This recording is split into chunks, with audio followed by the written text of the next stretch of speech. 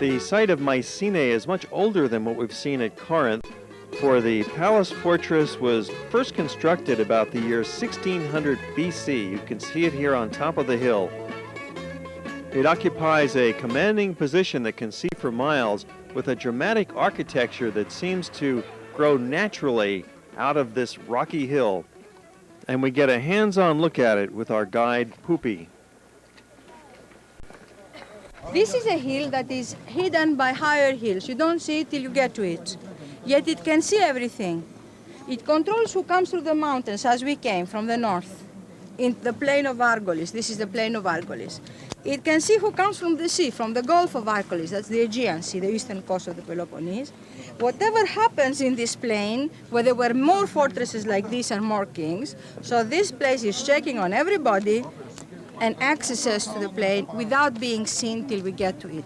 That's why they chose this hill.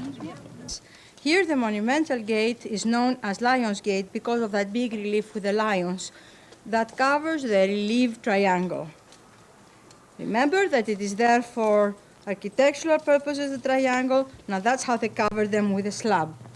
This relief that you see there is the oldest large-size relief in all Europe, dating around 1250 BC. And we think that what it is a royal emblem of the last kings that ruled in Mycenae. Lion always stood for royalty and power, so there are two lions there. Their heads are missing. We don't have them, but we know that the heads would be frontal. They were facing whoever came. Between the lions, there is a pillar that maybe stands for the palace, and they're putting their paws on religious altar. So in a way, they're saying, God is my right, God gives me the right to rule. So that is the royal emblem of the last kings of Mycenae, we believe. Now, the defense tower is always there by the monumental entrance. This defense tower that narrows the entrance, so they can attack the enemy coming from the sides. He will only be able to put a small front, not a big one. Coming few by few, it will be easier to face. Now, what we will do is go a little further up and to a point from which we have a general view.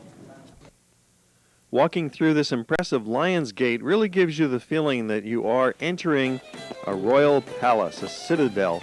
Even though most of the buildings are gone, the foundations remain, and it gives you an idea of what must have been a magnificent presence. The circle is a huge royal burial grounds that was excavated by Henrik Schliemann, and just beyond it are some houses and other Mycenaean structures. This is dramatic scenery. Bold stone walls and vertical cliffs provides a great photo op, a nice background for your scrapbook. You can see how defensible this ancient palace was. Right at the edge of a cliff, surrounded by deep gullies up on a hill where they can see for miles and stop the invaders before they get there. The grounds of the palace were originally covered by a plaster coating with layers of painted and decorated stucco. The west side of the court was taken up by a succession of noble rooms. They had a porch, a vestibule, large rooms, sleeping rooms, party rooms, and a big reception courtyard. All around you see the fertile plains of Argolis. The ruler of Mycenae in ancient days seems to have been the overlord of a loose federation of vast extent that covered all of Peloponnese and indeed influenced much of the rest of Greece. For this was in many ways the beginning of true civilization. And nearby are the Beehive Tombs where the royal families were buried. The Beehive Tombs are 9 in Mycenae, and there are others in some other parts of Greece. Because people that created it were back in the 13th century BC, and they created something that still stands, yet they were only in the Bronze Age. As we enjoy the spectacular scenery of the Peloponnese, we'll see lots of olive groves and low mountains, rolling hills, and very nice roads. This is a place where you could drive yourself or just be part of a tour group. Normally with our Hawaii Geographic Society tours in Europe, we generally avoid tour buses and travel more by train or by airplane. But in the case of the 4-day classical tour in Greece, the bus is the ideal way to see it. You let the driver do all the work on these twisty, curvy mountain roads, and you can sit back and relax and enjoy the scenery gliding by outside the window, passing one of the typical village graveyards as we approach the beautiful harbor town of Nauplion. We'll be spending the night here and enjoying the charms of this little harbor resort to the utmost. It's got quite a history, of course, that we'll show you in the next few minutes as we check into our hotel, which is located right within the fortress that was built by the Venetians, some of the later conquerors of this area. And we find that our hotel has a spectacular view. Yeah, wow, what a view. This is wonderful. Look at all this. Wow, look at that. Oh, And then the luxury boat. Wow. oh, this is Terrific. Frankly, this town surprised us with its very quaint and historical beauty. It just knocked us off our feet.